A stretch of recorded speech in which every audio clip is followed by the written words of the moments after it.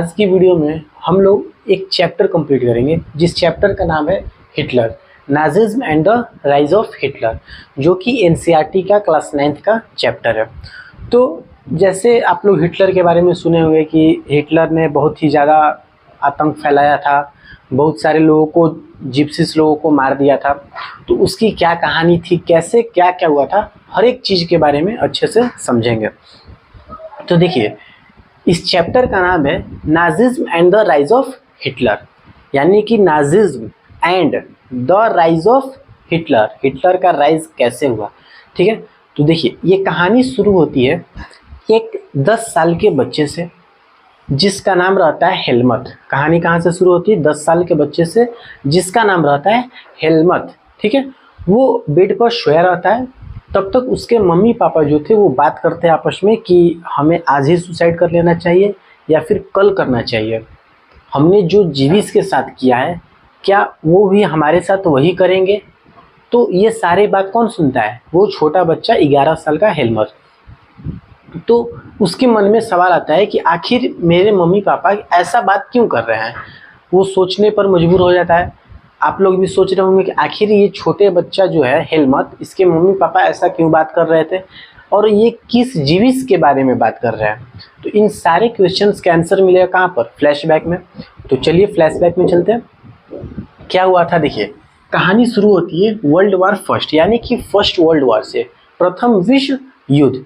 ये कहानी कहाँ से शुरू होती है? फर्स्ट वर्ल्ड वार से, यानी कि प्रथम विश्व युद्ध। देखिए एलाइड पावर और सेंट्रल पावर। देखिए जैसे मान लीजिए एक इंसान है और एक इंसान है, दोनों आपस में लड़ गए तो लोग क्या बोलेंगे? दो लोग आपस में लड़ रहे हैं। लेकिन कोई एक कंट्री है और दूसरा कंट्री है, दोनों आपस में लड़ गए, उसको क्या बोलेंगे? एक कंट्री दूसरे कंट्री से लड़ रहे हैं, यानी कि युद्ध हो रहा है। लेकिन अगर 3-4 कंट्री और इधर से भी 3-4 कंट्री है वो आपस में लड़ेगी तो क्या कहलाएगा? वो कहलाएगा पावर्स। क्या कहेगा? पावर। देखिए क्या हुआ कि एक पावर बना एलाइड पावर और एक पावर बना सेंट्रल पावर। दो पावर्स बनी फर्स्ट वर्ल्ड वॉर में, दो पावर बना, एक तो बना एलाइड पावर और एक बना सेंट्रल पावर। एलाइड पावर में अब कौन कौन सा देश आएगा? पहला आएगा इंग्लैंड, फ्रेंच और रसिया। एलाइड पावर में कौन कौन देश आया? इंग्लैंड, फ्रेंच और रसिया। सेंट्रल पावर में Germany, Austro Hungarian, Ottoman, Turkey. Germany में कौन कौन सा देश आया? सेंट्रल पावर में Germany, Austro Hungarian, Ottoman, Turkey. अब देखिए क्या होता है कि जर्मनी अच्छा जीतता है पूरा, एलाइड पावर सेंट्रल पावर जो है वो अच्छे से पूरा जीत रहा था। लेकिन तभी क्या होता है, एलाइड पावर में एंट्री होता है किसका? यूएसए का। जब एलाइड पावर में यूएसए एंट्री करती है तो बोलती है कि भैया जितना लड़ाई हुआ हुआ, अब हम आ गए, अब लड़ाई बंद। जैसे ही एंट्री करती है जर्मनी हार जाता है। जर्मनी का हार का कारण कौन बना? यूएसए। कौन बना? यूएसए। अब ध्यान से समझिए क्या हुआ। यहाँ पर जर्मनी हार गया। जब जर्मनी हार गया तो जर्मनी का जो राजा था वो क्या किया? गद्दी वगैरह छोड़ा और निकल लिया। अब जर्मनी में कोई सरकार नहीं है। आप खुद बताइए कि कोई भी देश बिना सरकार के चल सकता है? नहीं चल सकता है। तो वहाँ पर डिक्टेटरशिप हो या फिर डेमोक्रेसी हो, कुछ तो रहना चाहिए। तो जर्मनी में एक जगह है वीमर। कौन सा जगह है? वीमर। वहाँ पर क्या हुआ? कॉन्स्टिट्यूशन बना, नेशनल असेंबली बना, वहीं से इलेक्शन हुआ। वहाँ से क्या हुआ, यानी कि समझिए एक तरफ से कि वहीं से कैंडिडेट जो थे वो आए, इलेक्शन हुआ, नेता आए। तो उससे क्या हुआ कि डेमोक्रेसी आ गया। जर्मनी में क्या आ गया? डेमोक्रेसी आ गया। लेकिन जर्मनी के जितने भी लोग थे वो डेमोक्रेसी से खुश नहीं थे। अब आप सोचते होंगे कि डेमोक्रेसी से खुश क्यों नहीं थे? अब जैसे हमारे देश में, इंडिया में क्या है? डेमोक्रेसी है। तो डेमोक्रेसी होने से सारे लोग सही हैं। मान लीजिए कोई नेता है वो सही काम नहीं कर रहे हैं तो 5 साल के बाद वो तो चेंज हो जाएंगे, हमारे हाथ में है। लेकिन डिक्टेटरशिप रहता तो नहीं होते। राजतंत्र और लोकतंत्र में यही अंतर है। राजतंत्र यानी कि राजा का तंत्र है, लोकतंत्र यानी कि लोगों का तंत्र है। ऐसा समझ में। तो डेमोक्रेसी होने से जर्मनी के लोग जो थे वो खुश नहीं थे। क्यों नहीं खुश थे? समझिए। ट्रीटी ऑफ वर्साइल, रीजन क्या था? Treaty of Versailles. अब ये ट्रीटी ऑफ वर्साइल क्या है? देखिए ट्रीटी का मतलब होता है संधि। क्या होता है? संधि।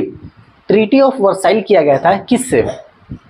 अभी आप लोगों को बताएं कि दो पावर्स थी, एलाइड पावर और सेंट्रल पावर। एलाइड पावर जीत जाती है, सेंट्रल पावर हार जाती है। तो जो पावर्स जीती है वो कुछ ना कुछ तो शर्त रखेगी, भाई मैं जीत गया, मेरा बात तुम मानो, सेंट्रल पावर को मानना पड़ेगा। तो वही एक साइन हुआ था, एक पेज था जिस पर था ट्रीटी ऑफ वर्साइल्स।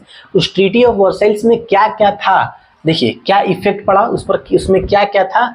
इसमें था कि 13% टेरिटरी छीन लिया जाएगा, 75% आयरन छीन लिया जाएगा, 26% कोल छीन लिया जाएगा, डीमिलिटराइज्ड कर दिया गया, यानी कि मिलिट्री नहीं रख सकते हैं।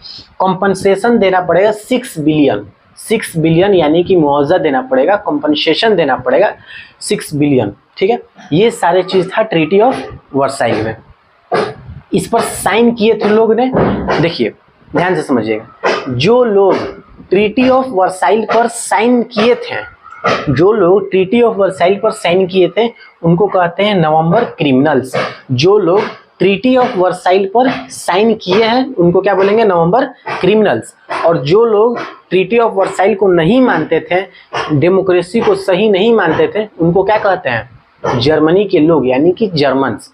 तो यहाँ से दो चीज समझ में आया, जर्मनी के लोग डेमोक्रेसी को सही क्यों नहीं कहते थे, इसका रीजन क्या है? Treaty of Versailles. कौन लोग इसको सही कहते थे? नवंबर क्रिमिनल्स। नवंबर क्रिमिनल्स क्या है? नवंबर क्रिमिनल्स उसे कहेंगे जो लोग ट्रीटी ऑफ वर्साइल पर साइन किए थे, उन्हें क्या बोलेंगे? नवंबर क्रिमिनल्स। अब ध्यान से समझिएगा, यहाँ तक सब कुछ सही रहता है, कुछ कुछ इकोनॉमिक भी बिगड़ता है। तब तक क्या आता है कि 1923 में जर्मनी के अंदर हाइपर इन्फ्लेशन आ जाता है। जर्मनी के अंदर क्या आता है? 1923 में जर्मनी के अंदर हाइपर इन्फ्लेशन आता है। हाइपर इन्फ्लेशन से क्या होता है कि देखिए, अब जैसे समझिए हाइपर इन्फ्लेशन आने का कारण क्या था। हाइपर इन्फ्लेशन का मतलब ये हुआ कि वहाँ पर इतना ज़्यादा महंगाई बढ़ गया कि उसका कोई हद नहीं था।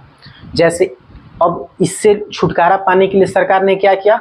छुटकारा पाने के लिए, महंगाई को कम करने के लिए उसने क्या किया? अंधाधुंध नोट छापना शुरू कर दिया। इससे क्या हुआ? वहाँ के नोट का जो वैल्यू था वो गिर गया, सामान का वैल्यू क्या हो गया? बढ़ गया। अब लोगों को एक ब्रेड लेने के लिए भी बोड़ा बोड़ा लेकर जाना पड़ता था पैसा, ट्रक लेकर जाना पड़ता था पैसा, यानी कि एक छोटे से भी सामान को खरीदने के लिए उनको बहुत ज़्यादा नोटों का गड्डी देना पड़ता था। इसी को कहते हैं हाइपर इन्फ्लेशन। जर्मनी में एक जगह था रूर। अब देखिए, मान लीजिए कोई भी युद्ध होता है, वो अच्छे के लिए हो या फिर खराब के लिए हो, ठीक है, सही के लिए हो या फिर गलत के लिए हो, जो नुकसान होता है वो दोनों तरफ से होता है। यहाँ पर जो दो पावर्स बनी थी, एलाइड पावर और सेंट्रल पावर, ये दोनों पावर लड़े, लेकिन दोनों का लॉस हुआ, दोनों का लॉस हुआ। ये तो अपना लॉस निकाल लिया, किससे? सेंट्रल पावर से। कैसे? 6 बिलियन का तुमको देना पड़ेगा, मेरा लॉस हुआ है, तुम उतना दो। उसके बाद 26% कोल छीन लिया, आयरन छीन लिया, टेरिटरी छीन लिया, मिलिट्री डीमिलिटराइज्ड कर दिया, ये तो अपना निकाल लिया। लेकिन सेंट्रल पावर जो था, ये उतना पैसा लाया कहाँ से था? तो ये कर्ज लिया था, युद्ध लड़ने के लिए कर्ज लिया था। तो जो कर्ज लिया था, किससे लिया था? ये फ्रांस से लिया था। कर्ज लिया था किससे? फ्रांस से। अब फ्रांस क्या करता है? फ्रांस क्या करता है कि इसका एक जगह है जर्मनी का रूर, वो क्या करता है? इसको ऑक्युपाइड कर लेता है।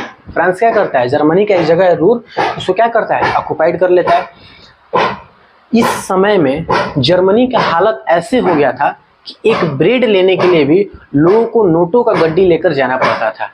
ऐसे हाल में जर्मनी का साथ कौन दिया? यूएसए, यानी कि अमेरिका। सोचिए, जर्मनी युद्ध हारा अमेरिका की वजह से। जर्मनी का हेल्प कौन किया? अमेरिका। अमेरिका का हेल्प, जर्मनी का हेल्प किया अमेरिका, यूएसए, जर्मनी हेल्प, यानी कि डाइवेस प्लान के थ्रू जर्मनी का हेल्प कौन करता है? अमेरिका करता है। किस प्लान के थ्रू? डाइवेस प्लान के थ्रू। इसमें यह था कि जर्मनी को थोड़ा थोड़ा पैसा देगा कौन? अमेरिका, लोन देगा। अब ध्यान से समझिएगा, यहाँ तक सब कुछ सही चलता है। फिर भी जब ये लोन देने लगता है यूएसए जर्मनी को, तो कुछ कुछ कंडीशन सही हो जाती है। जब कंडीशन सही हो जाता है तो क्या होता है कि जर्मनी के अंदर भी क्या आता है? ये क्या बोलते हैं? ग्रेट इकोनॉमिक डिप्रेशन आ जाता है। जर्मनी के अंदर, ये यूएसए के अंदर ग्रेट इकोनॉमिक डिप्रेशन आता है। तो जैसे ही ग्रेट इकोनॉमिक डिप्रेशन आता है, ये लोन देना बंद कर देता है यूएसए। यूएसए क्या करता है? लोन देना बंद कर देता है। यहीं से हिटलर का राइज होता है, राइज ऑफ हिटलर। अब हिटलर के बारे में समझते हैं, हिटलर ने क्या किया। देखिए, 1900 सबसे पहले समझिए, हिटलर जो था ऑस्ट्रिया में पैदा हुआ था। हिटलर का जो बचपना था वो ज़्यादा मतलब कि मिडिल क्लास नहीं कहिए तो गरीबी में ही बीता था, ठीक है। 1919 में क्या किया हिटलर ने, ज्वाइंट पॉलिटिकल पार्टी GWP यानी कि जर्मन वर्कर्स पार्टी। 1919 में हिटलर एक पार्टी ज्वाइन करता है जिस पार्टी का नाम था जर्मन वर्कर्स पार्टी यानी कि GWP। ये धीरे धीरे आगे चलते गया, इस पार्टी में रहते गया और रहने के बाद ये क्या हुआ, उस पार्टी का हेड बन गया। हेड बनने के बाद इसने नाम चेंज कर दिया, GWP यानी कि जर्मन वर्कर्स पार्टी को चेंज कर दिया national socialist German workers party. यहाँ तक क्लियर है। चलिए कुछ क्वेश्चंस पूछते हैं, आप वहीं से इसका आंसर दीजिएगा। दो पावर्स में युद्ध हुआ, कौन कौन, एक था एलाइड पावर, एक था सेंट्रल पावर। अमेरिका यूएसए का, ये अमेरिका जर्मनी का हेल्प कैसे करता था, किस प्लान के थ्रू, डेविस प्लान। किस प्लान के थ्रू, डेविस प्लान। नवंबर क्रिमिनल्स किसे कहते हैं, नवंबर क्रिमिनल्स उसे कहते हैं जो ट्रीटी ऑफ वर्साइल पर साइन किए थे, उन्हें क्या बोलते हैं, नवंबर क्रिमिनल्स। क्लियर है। तक राइज ऑफ हिटलर के बारे में पढ़ रहे थे। 1919 में ज्वाइन करता है ये पॉलिटिकल पार्टी जिसका नाम रहता है जर्मन वर्कर्स पार्टी। ये उस पार्टी का हेड बन जाता है। हेड बनने के बाद क्या करता है, उस पार्टी का नाम ही चेंज कर देता है।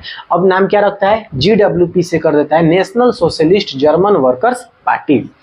अब आगे देखिए 1928 में क्या करता है, अब ये पार्टी का पूरा हेड बन गया। अब ये इलेक्शन लड़ेगा। अभी तो डेमोक्रेसी चल रहा है, अभी डिक्टेटरशिप आया नहीं है, अभी डेमोक्रेसी चल रहा है। 1928 में election in German parliament, Nazi party 2.6% vote. अब क्या होता है कि ये तो इलेक्शन लड़ता है लेकिन उस टाइम नाजी पार्टी को कोई नहीं जानता है, ना हिटलर को कोई जानता था, तो इसको सिर्फ 2.6% ही वोट मिला और ये क्या हो गया, सैड हो गया। ऐसा इसका फेस बन गया। अब 1929 में ग्रेट इकोनॉमिक डिप्रेशन आ जाता है। जर्मनी में क्या होता है, ग्रेट इकोनॉमिक डिप्रेशन आ जाता है, यानी कि फिर से हालत खराब हो जाता है। तो जो हिटलर था वो एक बहुत ही मतलब ऐसा कहा जाए कि बहुत ही अच्छा स्पीकर था। उसने लोगों को इतना अच्छा से इन्फ्लुएंस किया, लोगों को अपनी बातों में इतना अच्छा से लाया कि लोगों से बोला कि अगर आप मुझे सपोर्ट करेंगे तो मैं आपके सारे प्रॉब्लम्स को ख़त्म कर दूंगा। ये जो ट्रीटी ऑफ वर्साइल है इसको भी ख़त्म करा दूंगा। मैं अपने देश को यानी कि जर्मनी को दुनिया का सबसे सर्वश्रेष्ठ यानी कि सबसे ताकतवर देश बनाऊंगा। ये ऐसा स्पीच इसने दिया। यहाँ के लोग सोचे कि चलो भाई कोई तो हमारे देश के बारे में सोच रहा है। 1929 में ग्रेट इकोनॉमिक डिप्रेशन आता है। 1932 में फिर से इलेक्शन लड़ता है। Nazi party won the election 37% vote, और ये 37% वोट से जीत जाता है और ये हंसने लगता है। ठीक है, तो अब समझिए इतना अच्छा स्पीकर था ये कि अपनी बातों से लोगों को इन्फ्लुएंस किया। इन्फ्लुएंस करने के बाद ये फिर से इलेक्शन लड़ा, इसको वोट अच्छा मिल गया। ऐसा समझ में। तो ये था इस चैप्टर का एक पार्ट और बनेगा जिसमें अब हिटलर आगे जाकर क्या क्या करता है, लोगों को कैसे मारता है, ज़ाल्मर सचेट आते हैं, फिर उसके बाद वो इसको समझाते हैं, ये सारे चीज़ करेंगे।